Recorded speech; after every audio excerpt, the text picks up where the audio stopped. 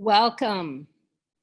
Yeah, My name is Karen Hampton, and I am the host for African Textiles.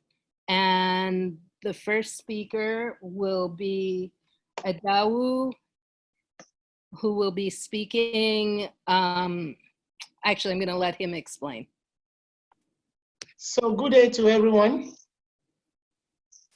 I'm Diyaolu Idowu from Obafemi Awolowo University, and I'm presenting along with Omotocho on the paper titled Ashoke, Weaving Techniques and Users' Perception in Iseyin, Oyo State of Nigeria. Nigerians have developed different crafts in textiles before the advent of mechanized industry. We have different crafts like tie and dye, in weaving, in knitting, before we have the automated and mechanized industry. And one of such crafts is the Ashoke weaving that I'm talking about today. Innovations in this weaving of Ashoke can be a source of economic growth, can be a source of job opportunity, and also products of Ashoke can be exported, and this can be a good means of foreign exchange. However, low profits is being generated due to small quantity in production and demand. There is need to assess the current trend in Ashoke weaving and the perception of users on the fabrics. These are just samples of Ashoke. They come in different colors. They are made in stripes of about 6 inches, which are usually sewn together or joined together to make a wide yard of fabrics. They also come in different designs as well. People use Ashoke for commemorative events, for wedding, for birthdays, and they are usually used for ceremonial dress, especially in Yoruba land and other culture. There are trends or an innovation of using Ashoke to make bags, to make palm sandals, and other footwears, as well as other accessories like belts and waistbands, among others. So they also make use of Ashoke for all this.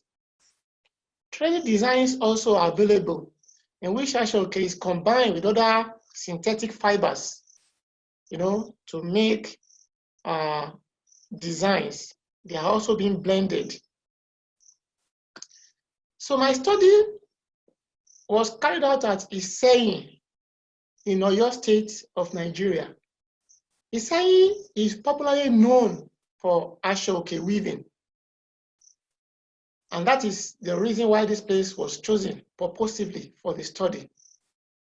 20 weaving firms were selected using cluster sampling technique, and 80 users were also purposely selected.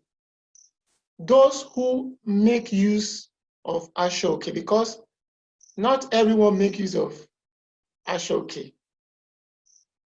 The structural questionnaire, interview schedule, and digital camera were used to take pictures, while descriptive statistics and influential statistics were used for the analysis. But these are the weaving processes used in Ashoke. Shedding is one of the processes, and from the table, you can see that majority of the weavers make use of all these weaving techniques, weaving processes. The shedding has to do with the opening of the yarn. The picking has to do with the passing of the thread in between the shed. We also have the battening and the beating as well. The beating makes the yarn to fix tight together. As we can see in this picture, the weaver is weaving and is making use of the processes, the shedding, the beating, and the battening process.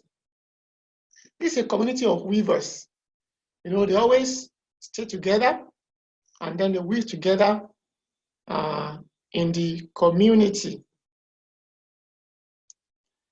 So after the weaving, the techniques used for finishing is usually the use of starch and then the pressing or the ironing. There are different ways also in which they do the pressing. They use mallets, you know, to press the fabric so that it can give a shining effect. I looked at some of the factors that are influencing weaving in the area. A majority mentioned availability of capital, as well as high costs of raw materials. That has to do with the yarn used in weaving. Also, the labor also is on the increase. The influx of Western garments is really affecting patronage of ashoke.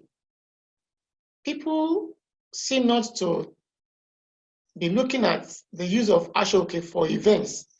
They prefer imported dress and Western garments for events. So this is one of the challenges the weavers are facing, which is also affecting their patronage. Okay, this is another weaver at Iseyin on the loom. I have this also. They are using the beater in front and then the omu, which is the extender, is behind.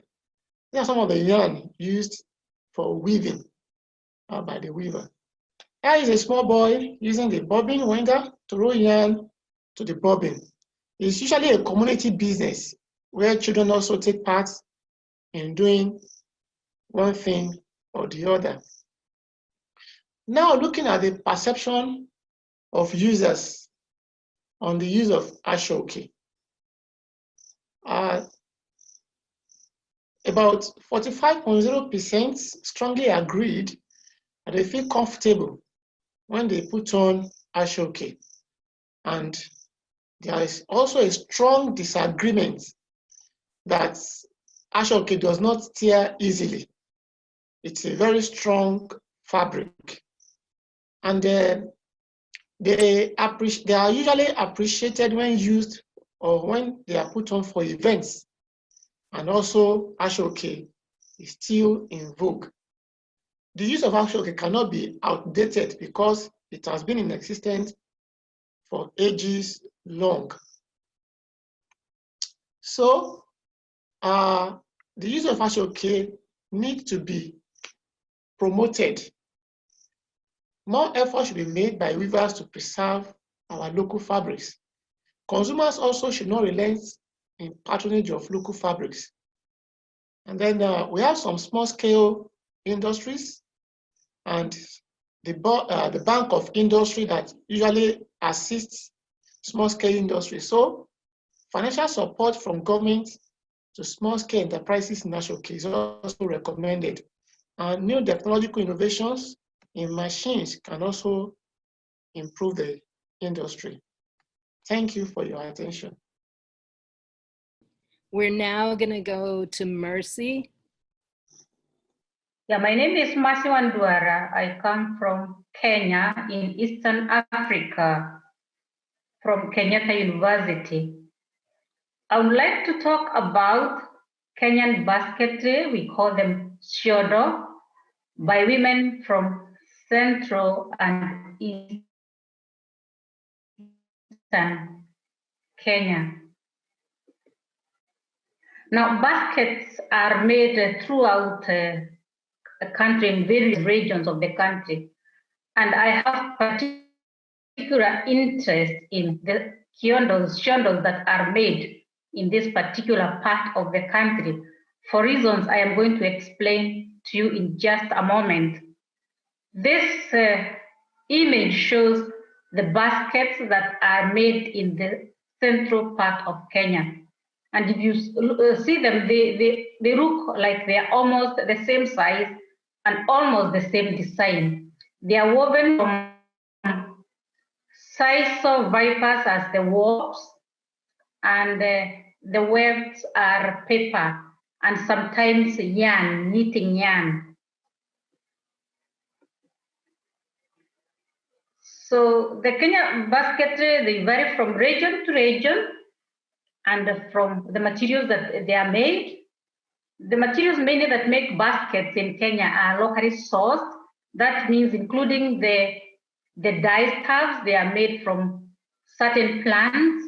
They may be made from grass, sisal, like I've said earlier, banana leaves, because there's plenty of bananas, and other types of plant vipers, depending on the locality. Now, if I could loosely divide Kenya, it may be loosely divided into 5 regions where the baskets are made. There is the Western Nyanza regions. That is the region that is very close to the Lake Victoria and bordering Uganda and Tanzania. Then we have the coastal region. So I said that the regions are loosely divided into 5, but from the Western region, coastal region, central region, baskets that are made from the Eastern and Central civic significance. In this region, used as wedding tokens for the man during dowry negotiations. In every wedding from this region, baskets are used as wedding tokens. Apart from that, they are used as now important carrier bags in the country. This set of basket is made by women from the Eastern region. If you look at them, they are specifically designed, and the women told me that they are organized by some non-governmental organizations who buy them cheaply to export them from the country, sell them to the tourists. The main interest in this study was because bags, paper bags, which were previously used to pack things in Kenya, in supermarkets and other areas, were banned by the Kenya government 3 years ago. This meant that people didn't have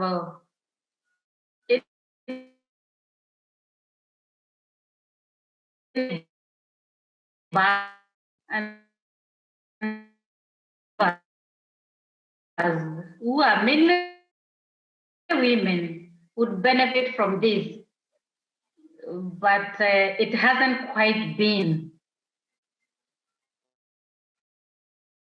From the biggest retail market, which is very close to Nairobi, called Kariakor, hoping to get groups of women who could give me their story of basket weaving. Unfortunately, the people that I found in this market were mainly brokers, and nobody was willing to give me any information. However, who weaved basket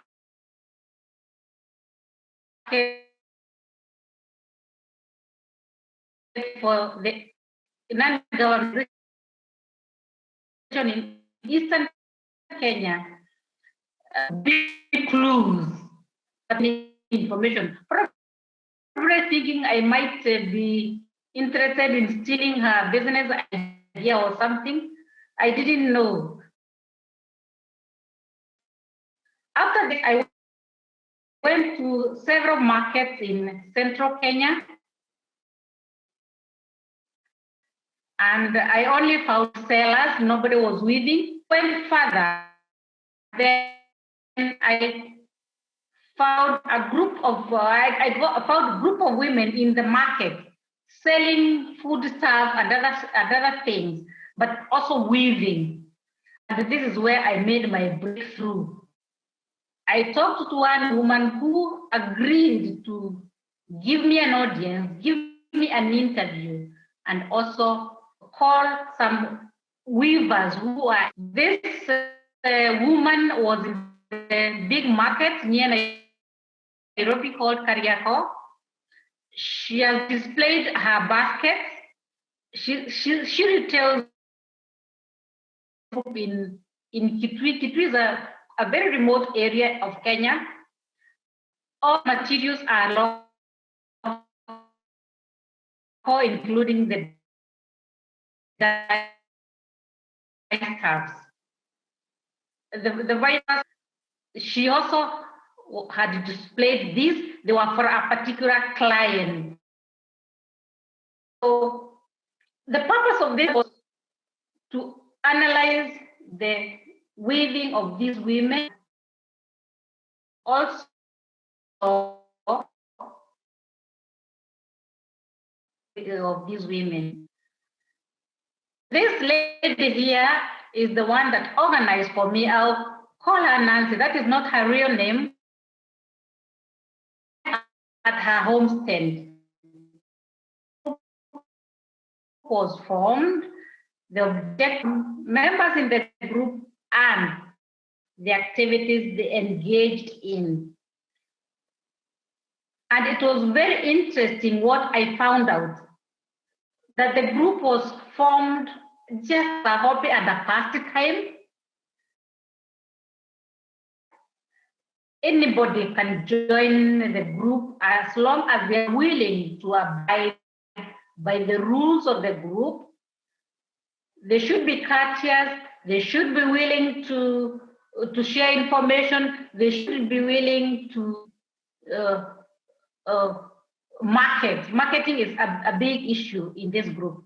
It is composed of 15 members, but not all of them are actively involved. They have finished the daily chores. Most of them are farmers.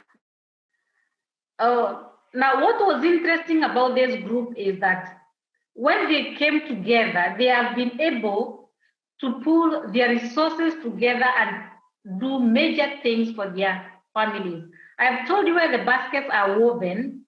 They are very poor. There's no electricity. There's no water, running water. There are no roads. And therefore, the first thing that they did as a group was get a group that was willing to install solar power for them. It is very hot as well. And the solar power came with the gadgets such as the television set and satellite, bulbs, and the mobile phone. The mobile phone was very useful for them to communicate. They have also, as a group, collected their resources and have been able to buy water tanks to collect rainwater. They are also mobilizing the sub-county government to pipe water into their homes. And this is a very big advantage. However, please note that these groups are not organized. They are not formally organized. They are not registered. They're just like friends, but they are very tightly knit together. Another objective of this group is marketing their products. They say the bigger the family, the better, because they use word of mouth to sell their baskets. The members, you tell you where there's a wedding to sell their baskets. They also educate each other on the weaving skills. Particularly, they said there's one who said that when she's not able to make a big basket, one person helps her with the skill of the basket bigger. The setting of the interview, it was one afternoon after everybody had finished their chores. They displayed what they had woven, each of them. The one in blue was doing her warps for her basket, while everybody else had started their own basket. This is a 1 minute clip. I don't know if I am allowed to play. You are. Go ahead. Okay, they're speaking their language, but I think you can get the connection of the group members.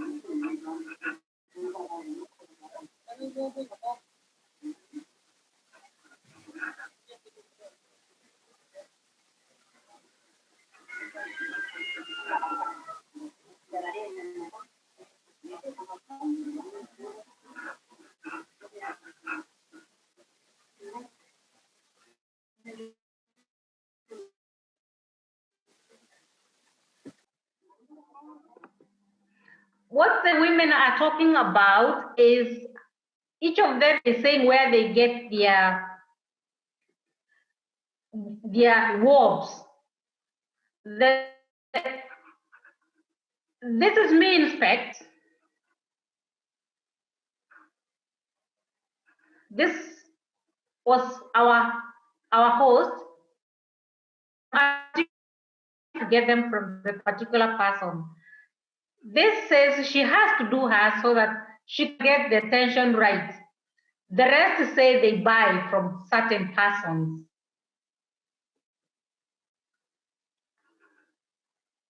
These are just baskets displayed for sale. What I established was that the basket weaving in Eastern and Central Kenya is female dominated, and it is by the elderly generation. From their conversation that one person, the host, her warps were spun by a male person, and she only relied. There are comparatively very few basket weavers. There are also very few organized groups that are known, and there's likely exploitation. The baskets are not sold. They are in very, very poor backgrounds. The basket weaving is a process that carries with it ideas, the mind, the skill, and the weaver. And the skills are not transferable. For example, every person in that group had their own skill of weaving the basket. The tension was also different. For example, they wouldn't help each other weave. They would only, because everybody has their own tension of the basket. But what is interesting is that there is always something new to learn from each other, and that's why they formed their group. In the market for sale for the warps. And they are normally spun by hand. Most of them are from natural vipers. Something unique, something new from each member. I would say that there is little documented information about basket weavers in Central and Eastern Kenya, and hence this justifies the need for this study. The materials are natural and biodegradable, therefore this applies for the environment and for everybody. It's a good income generation for the group. However, it is still at a very subsistence level because they just do it for leisure and for satisfaction.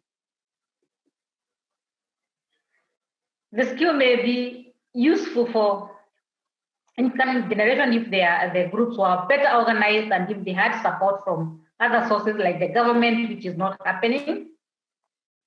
It's a unique craft and the skills need to be passed on to the future generations.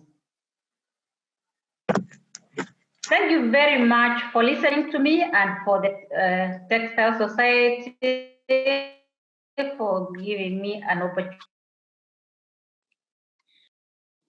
Great. I'd like to introduce the next speaker. We'll have Kylin speaking, and she'll be speaking about Ndebele aprons, and I'm going to let you take it from there. Well, I got my pronunciation from the internet, and it was Ndebele. So if that is wrong, I apologize. If I'm pronouncing it wrong, I do apologize for that. You can correct me. But this is a research project that actually started out as a class assignment for me in grad school, and I've been pursuing it just out of kind of as passion and interest as time has gone by. So as a part of a material culture course that I was taking, I was assigned this Mapoto apron to research and analyze. The apron is part of the Burroughs collection of ethnographic artifacts at the Nebraska State Museum of Natural History. Oscar Burroughs was a professor of education who served as a visiting scholar in multiple locations across Africa in the 1950s and 1960s. And his wife, Luella, was an artist and photographer who traveled with him. And together they traveled all over the world, taking photographs, collecting cultural artifacts. But they were really passionate about African artifacts. And their collection of photos and artifacts was donated to the Nebraska Museum over a period of years in the 1990s. And Luella kept very detailed records of her collections. So I was able to look at her journal and verify some of the provenance for this particular artifact, which was very fortunate for me. So this apron was purchased by Luella from an art dealer in 1986, but after examination, the age of the leather, which is most likely goat skin, the primary color of the beads being white, as well as the simplicity of the design, suggests that this apron could be dating to the mid-19th century. This was before there was an influx of imported colored beads from Europe, and before the designs of the beading got more intricate, more detailed. And you can see on the lower right of the screen there, a 20th century apron of the same style with much more intricate designs. Luella's journal specified that the apron was from the Ndebele people of South Africa. And so I began to dig a little deeper into the cultural significance of that. The Southern Ndebele people are not a highly documented group, though they are becoming more and more well-known in the last few decades because of their art. But the first thing to note is that there are actually 3 groups of people who identify as Ndebele people, but they're actually very different groups. They all likely originated from the southernmost area of Africa, the Zulu peoples, and then migrated north about 400 years ago. One group settled in what's today Botswana and Zimbabwe.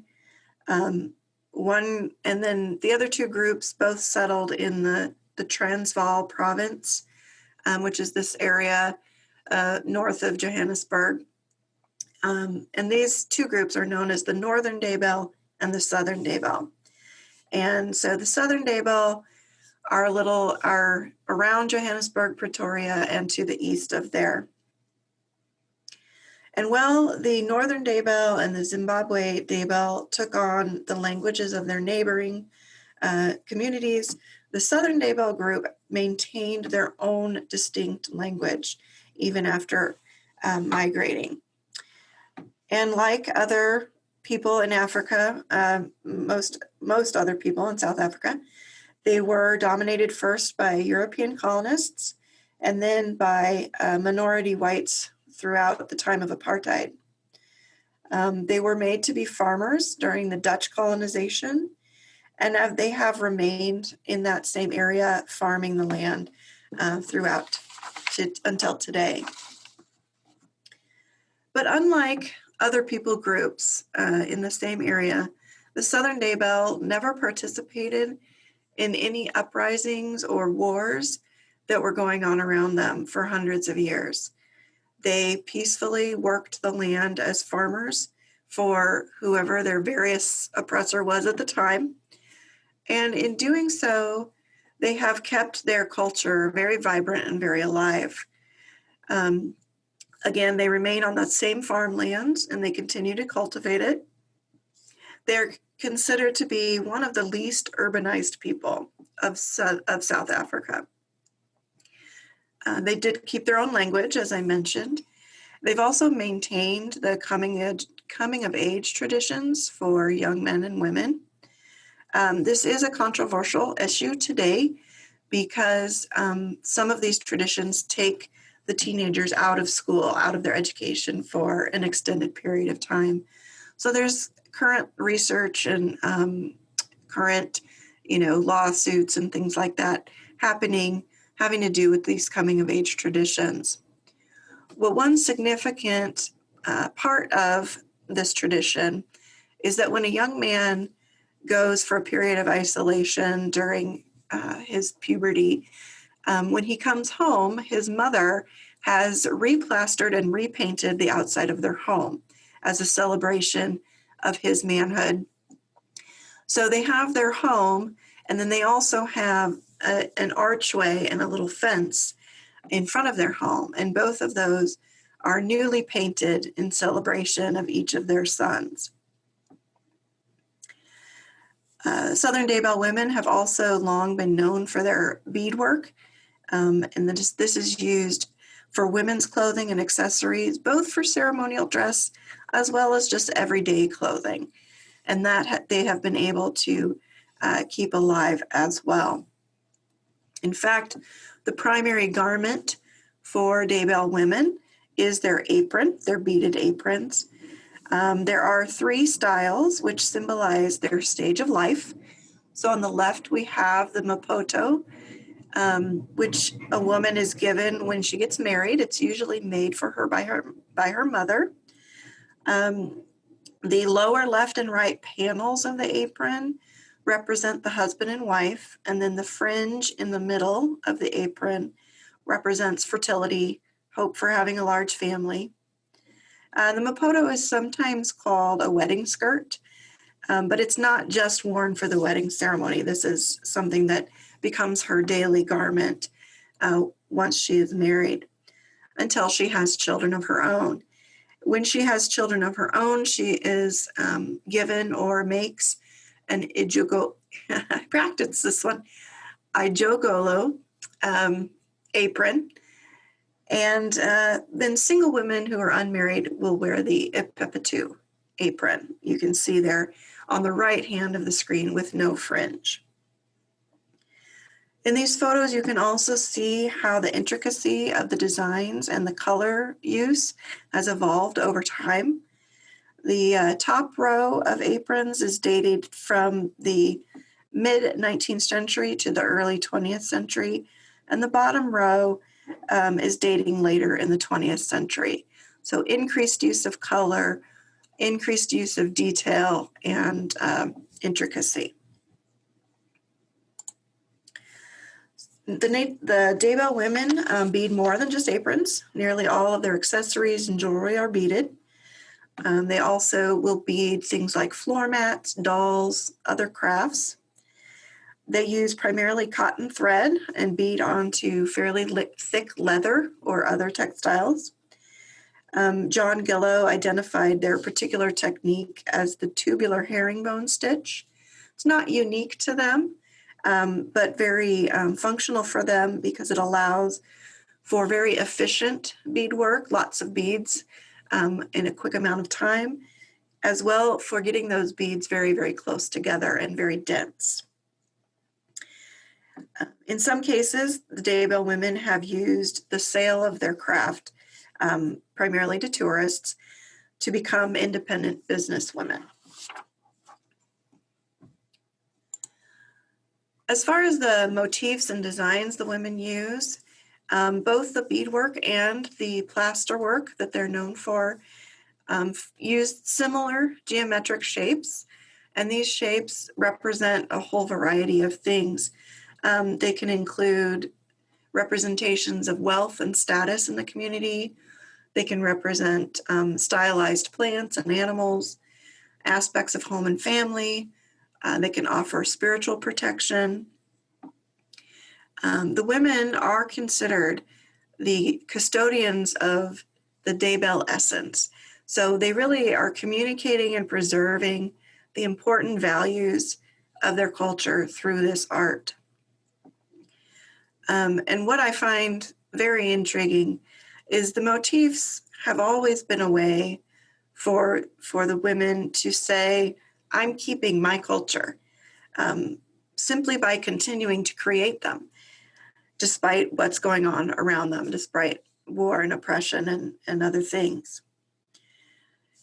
In the 20th century, late in the 20th century, the motifs have occasionally ranged towards more visible activism in politics, especially in response to the AIDS epidemic in Africa. And as I mentioned before, Ndebele art has become more and more recognized, showing up in things like fashion and other venues, as you can see this BMW here.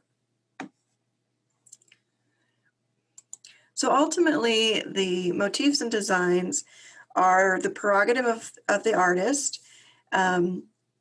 They really are just whatever is close to her heart will be represented and will be preserved, for her culture.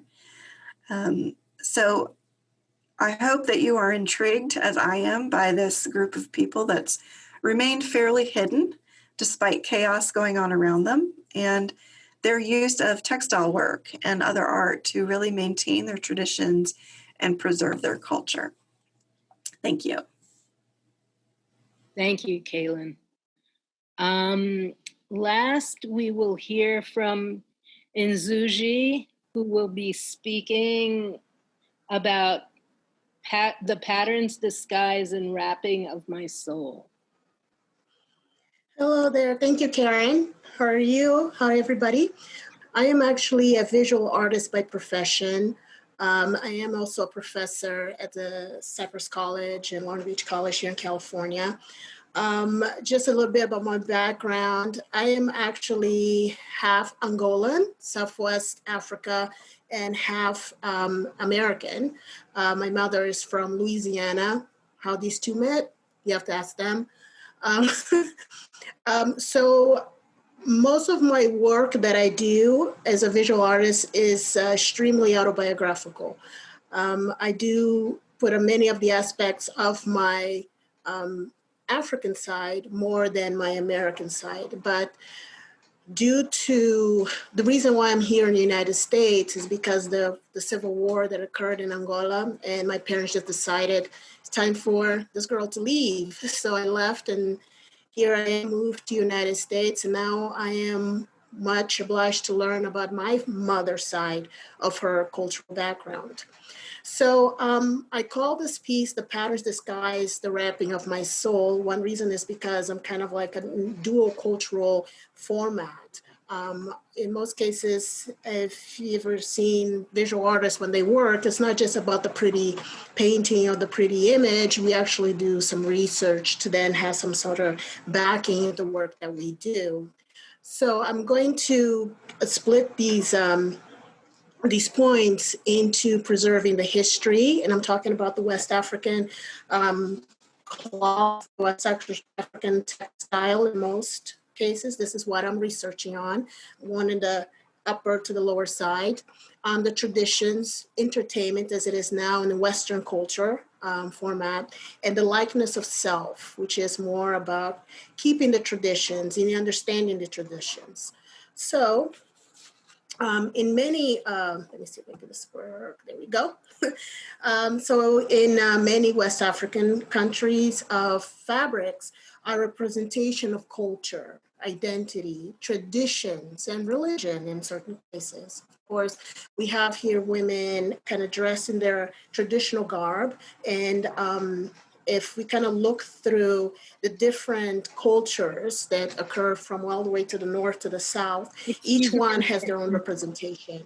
The colors of the fabric, as we kind of heard from our previous panels, to the patterns also, representation of wealth, of fertility, mourning, all kinds of occasions, right? And in each culture, of course, has their own interpretation of such. So just to kind of give you a little bit of history, I mean, listening by the other presenters, that kind of touched upon some of the characters of West African cloth, even African cloth in general. So when we look at like mud cloth, you know, the whole background of mud cloth, wax cloth, coming from Indonesia or Dutch colonization coming together and giving this new form of cloth making to southern part of Africa. However, they've been doing cloths for many, many centuries, many, many years. If you look at Egyptian cultures creating their linens, right? And also the kente cloth from Ghana, traditional formats of design with the patterns now used today in most cases in African American cultures, right? It's some more of our traditions and our progression of power and identity. We also have the Cameroon cloth made out of bark trees, okay, which is so fascinating because they're coming from something so different, so hard, and then weaving it around into their cloth making. And also, you just heard from, sorry if I'm going to mispronounce your name, Kylin. She spoke about the Ndebele cloth, right, from South Africa, where this cloth made by these women is also identifying their own traditions in different forms.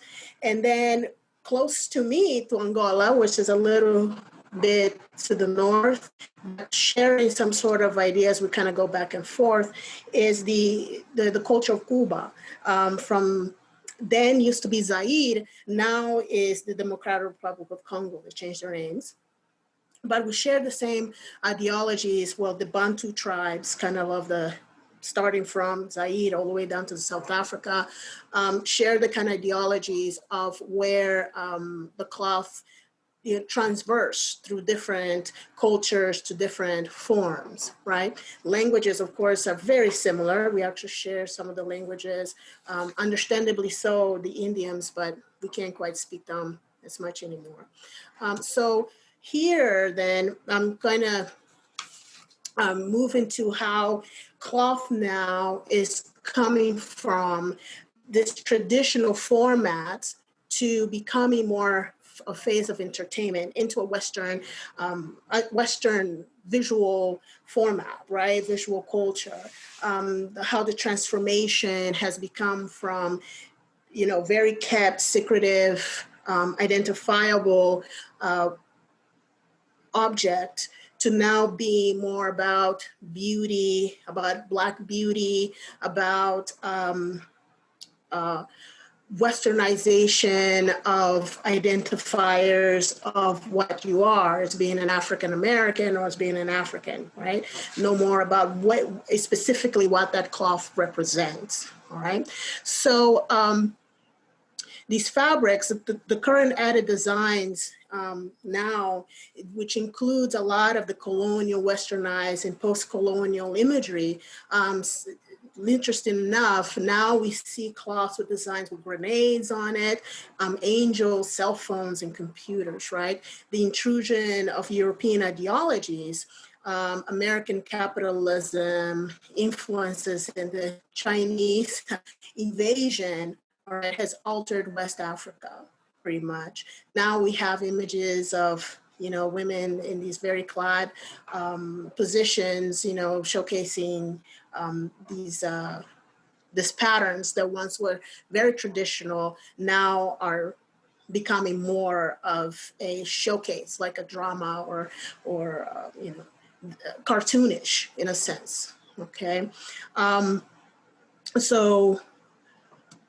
also what is so fascinating that we see, like I was just mentioning before, the whole transformation of the pattern is also being seen. If you see it in the images on the left, we see a very traditional woman kind of carrying these westernized, very contemporary, you know, objects, right? We have the boombox, you know, we have the oil canister. So then you know how then these traditions are passing by, how they are transforming the influences of other cultures within their own culture, and they're showcasing it in their fabrics as part of them. It's like weaving, like I said, the skies, the wrappings of the soul is now part of them, like this beautiful purse, westernized purse in a fabric, right? For African fabric, and these women would actually wear it, and men would actually wear it.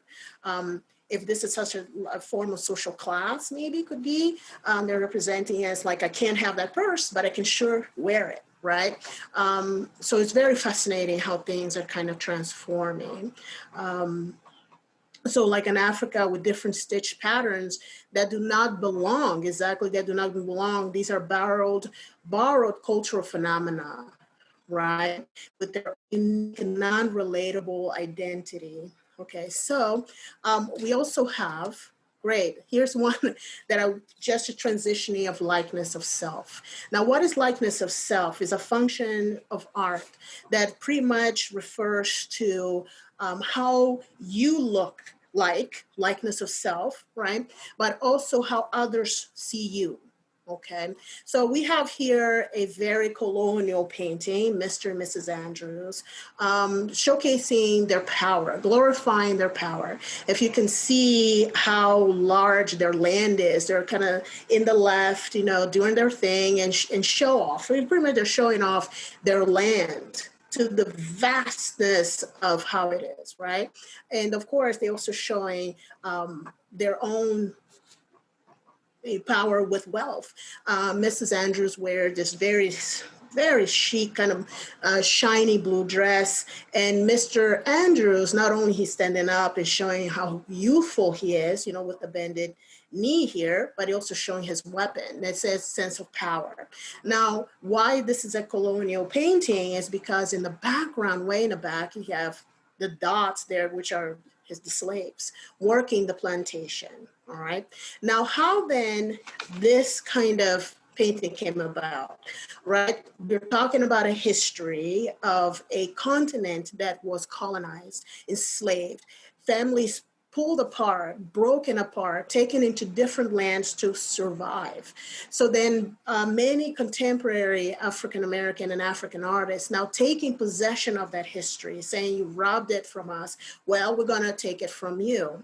So we have a couple of artists, for instance, here it is, see, here's the painting now that's become a sculpture.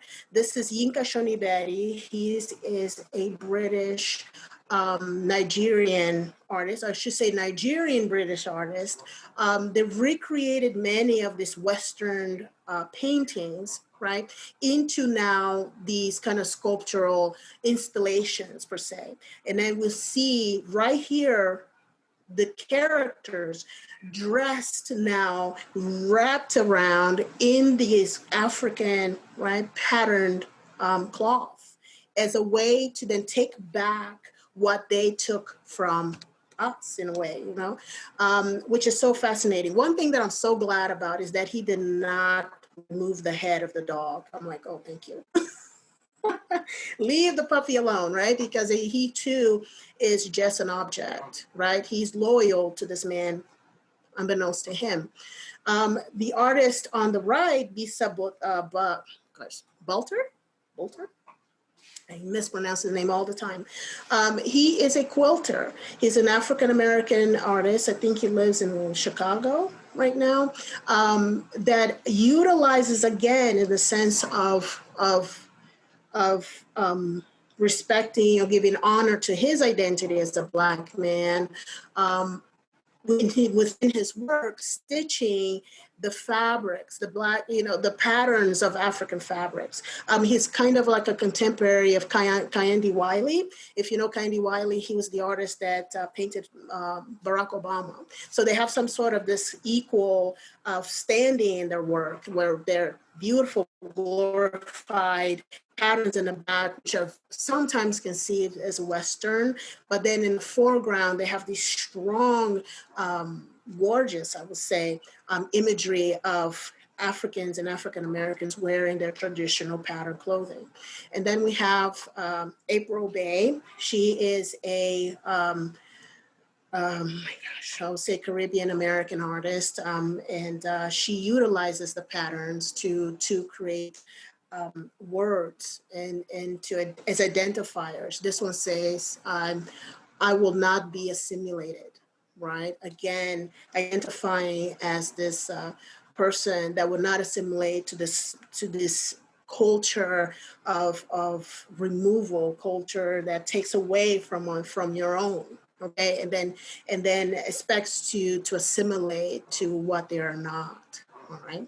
So like I said before, I am a visual artist, so I will then showcase some of my pieces. Now, what is so fascinating about what I do, well, I would say, is that since I know what the patterns are about, this is a very very open presentation, because there's so much there still to say.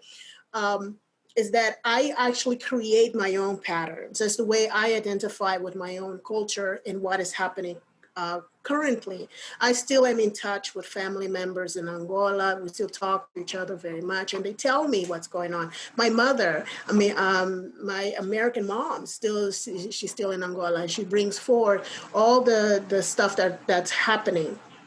The war has ended. The civil war has ended since 2002. So we have a brand new generation of Angolans that never knew about the past, though the remnants of the suffering is still there.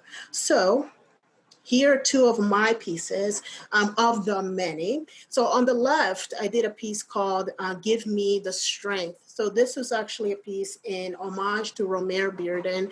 He was an African-American collage artist. And as a mixed media artist, I kind of created a piece that resembles a church lady per se, in a stance of of Zen, right? She is contemplating about her past, her present, and her future. So I utilized the African pattern cloth here on her beautiful hat. And within that, I kind of painted a story, which now you still see it every day. The mother taking care of her child, and the child gets killed, right? And now she's mourning her own child. So here's in her hat. And then the patches in her jacket are the past lost family members, her connections to her ancestry. So they're broken. All right. And then here on her chest is a wall between her soul and this disconnected area. So pretty much she's talking about her own history. Here on the right, which is so fascinating, I kind of use the patterns, the fabric patterns, in the faces of the children as a way of wrapping them in their own cultural background. And of course, they're all different. We have here an Asian pattern. We have here a more Ndebele kind of South African pattern, or some people say that could be also Aztecan, from Aztec. And also here we do have an African pattern, more Angolan in the sense that we use this pattern very much, very colorful. And they're all playing together because in a sense, that's what happens in this country. You have people from different cultures, and especially when they're children, they don't know better, right? So they're just kind of playing with each other, understanding each other, and creating their own communities. So this piece here is part of the same installation. There are 2 paintings of 6. The woman on the left is called the unwrapping of the woman. She's unwrapping her headdress. And as you can see in her headdress, she has the different patterns, not only of her own cultural background, but also what's occurring in the country currently. So you have a pattern of Fanta bottles, Coca-Cola company, right? And also because we do have a lot of Chinese coming in, or they're there already, reconstructing the country. So we have some Asian patterns going on in her fabric. So now she's kind of stuck in embracing, I want to say, one way, all the culture that's occurring within her. So she still exists, but there's so much change. As much as happening with the patterns on the right, that too is a bundle of all the items that make a person exist. But within the bundle, the wrappings of things that are occurring now, the shell company, the oil companies, they're kind of exploiting our resources, right? And then we also have different, again, the Coca-Cola company, and then we also have Chinese patterns and African patterns concurrently. And lastly, this is a piece that I did for the metro station here in Santa Monica. Again, identifying these patterns that I created. So I kind of borrow them, study them. And I know that this part of the city of Santa Monica, there used to be a large Japanese community, which were then taken into camps, right, during 1943, I think it was, internment camps. And so as homage to them, I created this sash, which is a kimono sash. And within the kimono sash, I added the different cultures that lived within that part of the city. And then the actual piece was taken to Munich, and our artisans in Munich rebuilt the piece into these very large, supremely large ceramics and mosaics. And now is there standing tall, and the trains, if you notice here, come in and out. And there's there for everybody to see as a public art piece. Okay, I want to thank you everyone for having me. I'm sorry for the technology, and I stick around and hear what everybody has to say. Thank you, Karen. Well, those were really interesting presentations. I wanted to look at some of the things that I was thinking, and some of the things that were in the Q&A.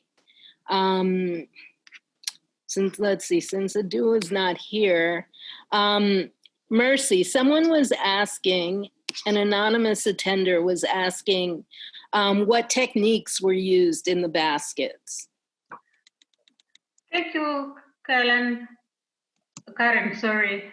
The main technique that is used in basket weaving in Kenya, I would call it plain weave. It's very basic. They just interlace the warps and the webs, and the basket is formed. The designs they create using alternating the webs to create a color, different colors, very attractive colors. But otherwise, the technique is just, I think, plain weave. Okay, I just was showing you a basket that I have from Kenya. Oh, beautiful. It's lovely. You know, and I was really interested when I purchased this basket. I purchased it in Northern California. Mm-hmm. And I thought that it was really interesting because of the space dyeing, or ikat, that was used in the making of it. And I wondered if you saw anything like that in your research. Yes, I did, in the main market. And that's where I couldn't get enough information, because the women are subcontracted by some non-governmental organizations that take the basket directly from them and then they export them. And they were unwilling to give me information about them. But I saw them in the main market. Okay, there is a question about, and since I know I'm so bad on pronouncing things, but I want to say that Ndebele, and is that close? Well, I was clearly doing it wrong, so maybe can you help me out? Nzuji? Sure, this is Ndebele. Ndebele. Like Nzuji, so right? So the Ndebele, yeah. Okay, so they. So, let's see. Even though it seems that Ndebele painting on houses is communal, is the communal tradition continuing? And are there now specific artists who are identifiable and their requests, and are they requested to do painting? Well, thank you for correcting my pronunciation. I apologize for my poor pronunciation. As far as I know, the painting of the homes is still done by the women, locally, that they'll do their own homes. But there are artists emerging. The name of the artist who did the car that I showed is Esther Malangu, and she's by far the name that comes up the most in the art. And she was commissioned to do that car for BMW. And so yes, there are artists that are being commissioned. There's a Christian Louboutin shoe that was also done in that style. But as far as the homes themselves, it's my understanding that they're still doing them themselves. This is for Mercy. Do the basket weavers dye their own materials? If the women dye their own materials? Yes, that was the question. Yes, they do. They do. They do dye their own materials, especially from Kitui. In Eastern Kenya, they dye their own materials and they use natural substances. The ones from Central use a colored yarn, either paper or knitting yarn. Do you find that that their dye sources are from plants, from like things like we would gather things from flowers, or we would gather bark in some cases. Do you know what some of their different sources are? Yes. The browns, which are predominant, are from the barks of trees, and reds and greens, and the black is from charcoal, burnt wood. So most of it is natural. Actually, all of it is natural. Thank you. Someone's asking about the extensive Chinese economic involvement in Africa now. And is there a significant cultural interaction and sharing? Yes, I was muted there. Yes, there is. So fascinating what's going on right now. And we even have, getting a lot of information from my family, from my mom, and even going there a year. We do see a lot of African Chinese now. People are actually, intermarrying with each other, having families, and such things, which is, I guess it was bound to happen, right? So we have so many coming in and bringing their own culture. We even have a small, what is it called? Like a China area, their own Chinese community. And they just went there to work to rebuild the country. And also in return, the reason there's definitely some sort of a a business going on. They come to build, but they take the resources as much as the Europeans did, and they're still doing. America's there too. But yes, that's exactly what's happening. There's a lot of sharing. So we're going to see a lot of Chinese Africans, a lot of maybe Chinese fabrics with African patterns. That's bound to happen. Well, it's been happening. It's been happening. What came as the Dutch wax prints.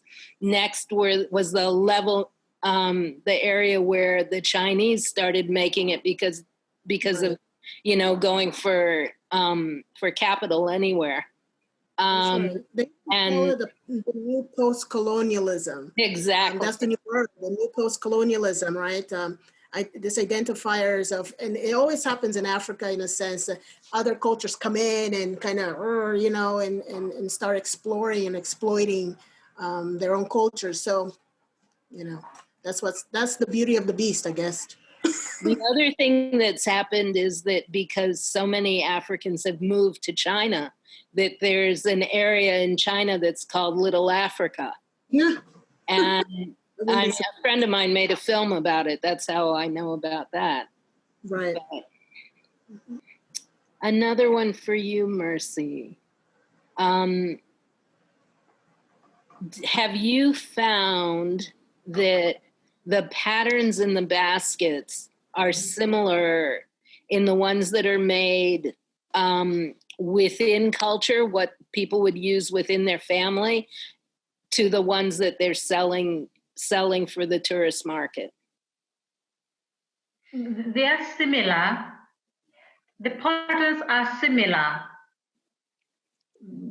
However, the ones in Eastern Kitui region, they are somewhat different because they are made smaller for the tourist market, whereas the ones in the central region are made for the significance, for the gifts, wedding tokens, and they have to be a particular size, a size that is able to contain a big amount of goods in it. So the tokens are bigger, whereas the ones for the tourist market, they're small. They are quite small. They're hard bags, really. The smaller ones are also a bit difficult to make. That's what they told me, because they have to be designed in certain ways. Some of them are not exactly round. They could be oval. Mm-hmm. They are shaped differently. Nzuji, this question is, I'm really fascinated by the contemporary imagery happening in the textile design. Are the prints with boom boxes and purses designed and produced locally? And are they imported from other places that are attempting to appeal to a local aesthetic? That's actually a very good question. And I can maybe answer it in two ways. If they are done by the local textile makers, they're usually, as I noticed, the designs are a little bit more larger, bigger. The prints are more varied.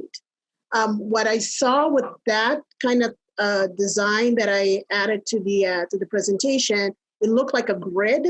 So, kind of like an Andy Warhol situation, very grid-like, very geometric. So I would say that one actually came from another source. So what's happening a lot with African textiles, maybe Mercy can even speak about that a little bit, that due to Western influences and now Asian influences, a lot of the designs are being reproduced somewhere else, okay? Because they're much cheaper and they're easy to get. You can go to eBay or, I don't know, Amazon it now, right?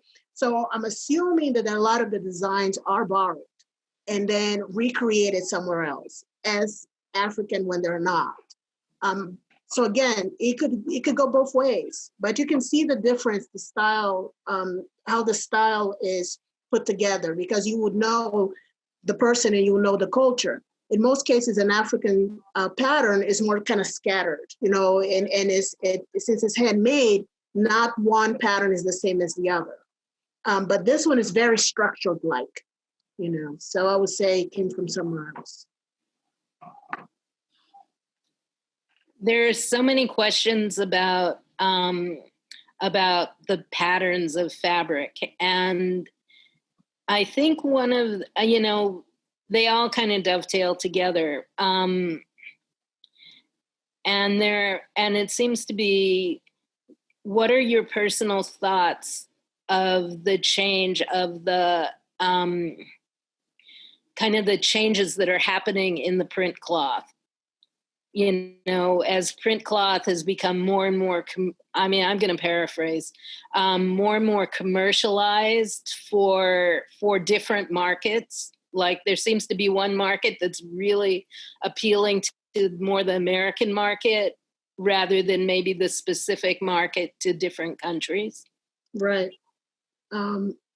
Is that for me? I'm sorry. Yeah, I mean, I'm throwing it out. I'm just throwing it out, but that seems to be what a lot of the questions are about.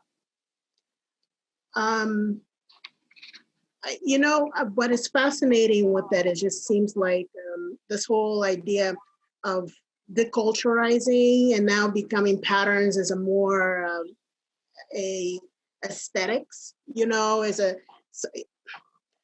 I can even speak a little bit about how the whole idea of exoticism, that's basically what I'm going on for. And this kind of like removal of culture to then exoticize, you know, and then, oh, look at this beautiful thing, it's a new thing, so let's utilize it.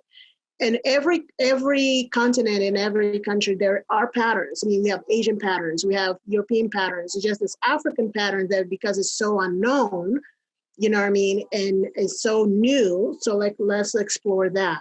But the whole essence of learning what is it about, of course not. There's no need for that. So just more into utilizing as an aesthetics, basically. That's how I see it, you know, which is crazy. Someone asked me, they wanted to know the name of the film that I spoke of about Little Africa. It's the Guangzhou Dream Factory. Ooh. It came out in 2017.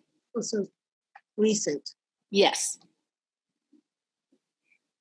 And I want to clarify, and I want to thank the person who actually put together, because I was calling Bisa Butler a he, it was actually a she. Yeah. Oh, my bad. Totally my bad. Thank you so much. At least I got the city right. I should know better, but yes, thank you. Let's see.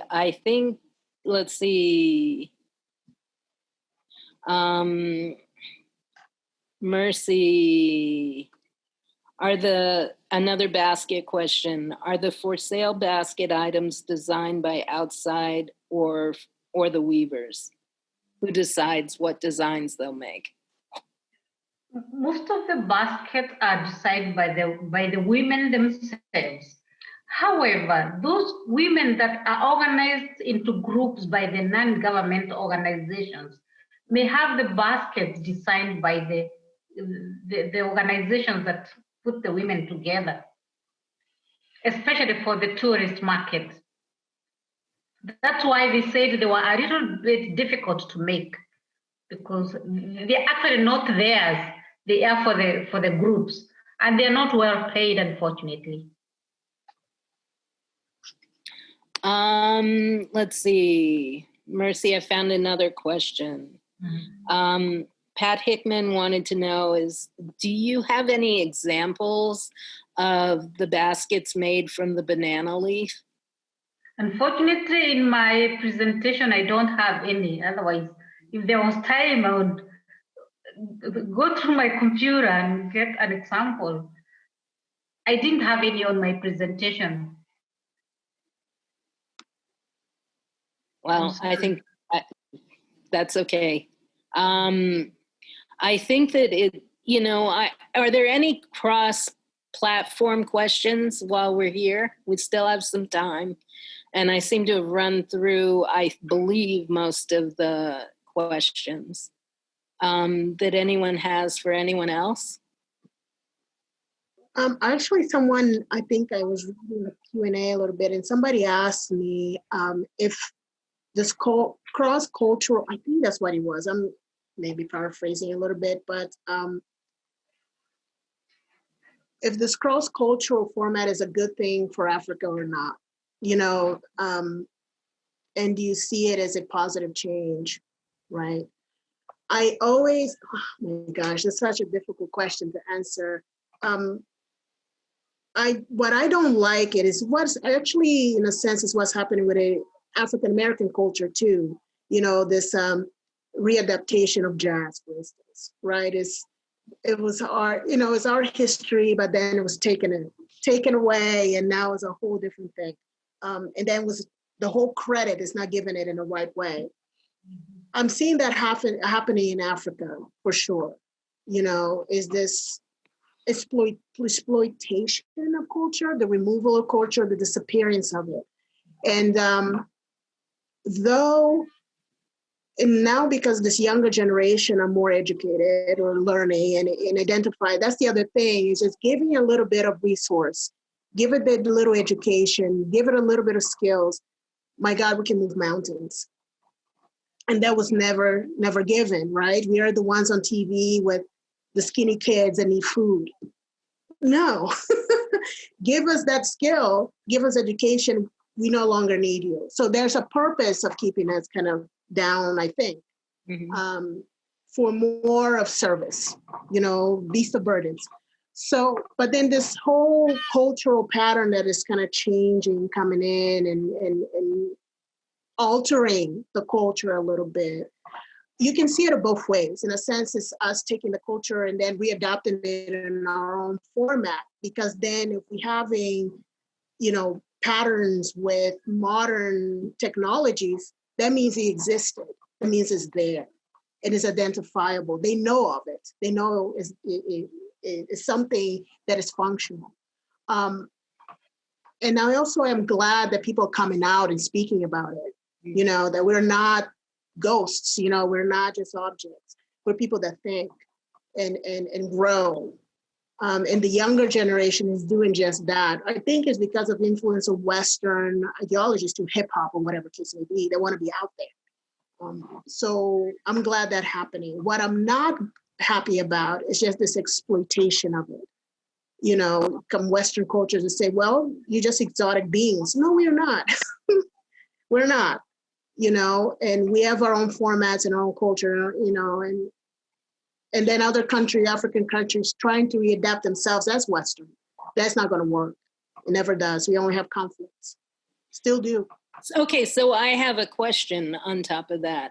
So, you know, where is the place for the researcher who's coming from out of culture and coming in and, you know, and really appreciates your culture, really appreciates your incredible skill base, your use of materials, everything else? What do you see as, and this goes for you too, Mercy, what do you see as the best method to go about conducting research in those situations?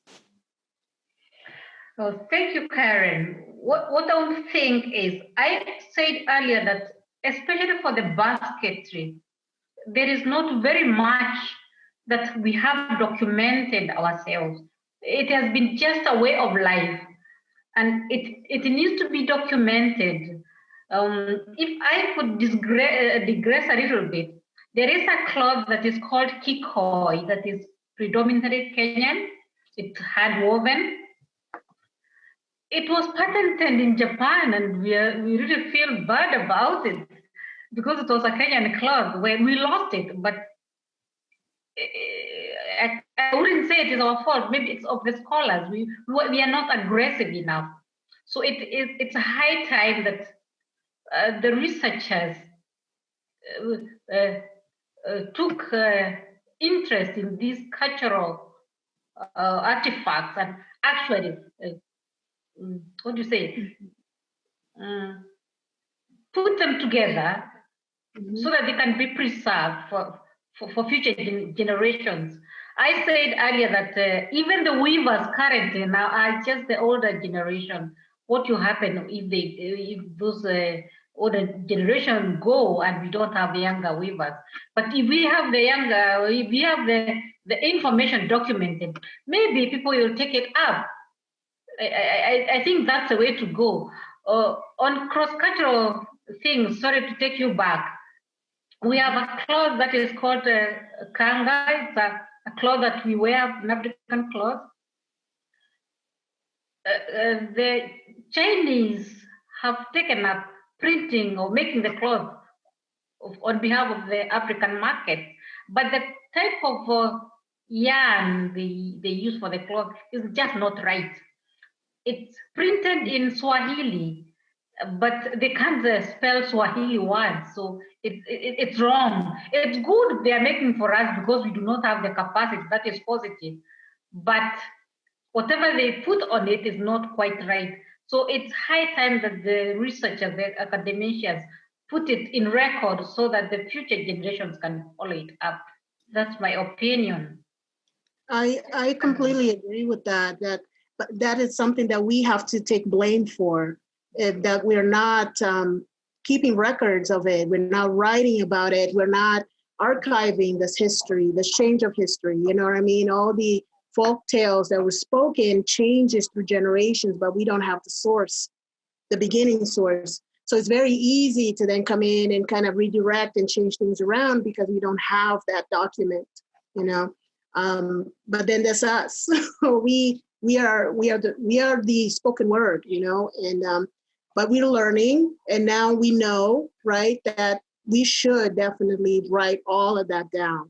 We have to, because a lot of the history is being forgotten, is being lost, actually because of war too. The war destroyed a lot of that, unfortunately destroyed a lot of that history.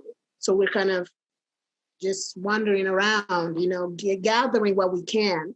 And that's exactly what's happening. I agree with Mercy.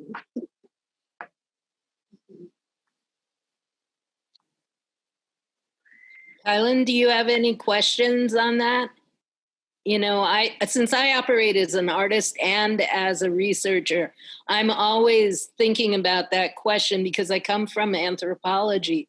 And I really made a decision to study self rather than to study the outside, even though, you know, I try to learn as much as I can because of, you know, I just believe in, you know, in the whole thing about, you know, yourself is what, you know, yourself and your own culture is what you know best. I agree with you, and I definitely wouldn't ever consider myself an expert on African history or anything like that. And this was just more of a, you know, something that caused me to learn more about something I didn't know yet, and a culture I didn't know. If I were to take my research deeper and, you know, meet the artisans and things like that, I don't know exactly how my role would be, you know, except to go in honestly and say, I don't know what I'm doing. But, you know, but it's not my major area of research, that's for sure. And so I don't have an answer to the question. And yeah, that's it, I guess. Well, it's just something that I think we need to all talk about a lot more. And Yeah. that's the only reason I'm bringing it up is that I really think that that as you know, as we you know, Africa is on the rise and deserves its due. You know, each country, each tribal group deserves its due respect. And, you know, and I think that just how we embrace we embrace that and try to, I don't know, figure out ways of discussing it and ways to best help it move, help promote something positive. I'll say that. Yeah. We overdue for that. Yeah, I think seriously. Yeah. You know, someone has asked one more question, and they have asked, there are so many textile production cooperatives which cooperate in India. Is there anywhere in African countries where this kind of work is being set up? So they're looking at, you know, co-ops. In Kenya, the women particularly are willing and would want to have the cooperatives. However, they have nobody to pull them up. They would need somebody to support them. The people that have formed the groups are just, I can say, exploiting them. They're making the machines, so to speak, to produce the market, to sell outside the country. But they would want to form cooperatives. For example, somebody asked about the banana vipers. It's lots of work to get the vipers. That's what they told me, to get the yarns for basket weaving from bananas. And somebody a couple of years ago had started an organization like that, but they didn't have the funding, they didn't have the money, so it just died. So if they had support from the government, which is not so willing, then they would support it. They are willing. They are willing. If you listen to my presentation, the women are collecting their very little money to do their big projects of like piping water into their houses and solar energy. If they were in a bigger cooperative, I think they would do wonders, because the woman knows how to save their little money. Well, I think we're just about out of time. So if anyone would like to say any last words to before we say goodbye. Thank you, everyone. It was a pleasure meeting everybody. I think we missed the other one. He left. But this was definitely a pleasure. This is my first time presenting at the Textile Society. I'm hoping it's not my last. And I hope to see you all back here next time. I thank you all so much.